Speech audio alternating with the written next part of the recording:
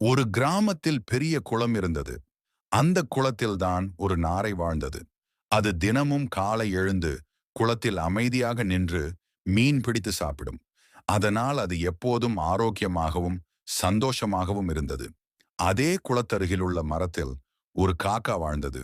அது மிகவும் சோம்பேறி. நாரையை பார்த்து கிண்டல் செய்தது. அடப்பாவி, இத்தனை நேரம் தண்ணீரில் நின்று காத்திருக்கிறாயா? சும்மா இருந்தாலே யாராவது சாப்பாடு தருவார்கள். அப்படி நினைத்த காக்கா எதையும் செய்யவில்லை. நாட்கள் கடந்து போனது. யாரும் அதற்கு உணவு தரவில்லை. அது பசியால் மெலிந்து போய்விட்டது. ஆனால் நாரை தினமும் உழைத்து தன் உணவை தேடிக்கொண்டே இருந்தது. அது ஆரோக்கியமாகவும் பலமாகவும் இருந்தது. பசியில் தவித்த காக்கா அப்போதுதான் உணர்ந்தது. சோம்பேறித்தனத்தால் எதுவும் கிடைக்கவில்லை. நரையைப் போல உழைத்தால்தான் வாழ்க்கை நன்றாக இருக்கும். அந்த நாள் முதல் காக்கா சோம்பேறித்தனத்தை விட்டுவிட்டு உழைத்து உணவை தேடத் தொடங்கியது. கதையின் நெறி உழைப்புக்கே பலன். சோம்பேறிகள் பசியால் தவிப்பார்கள்.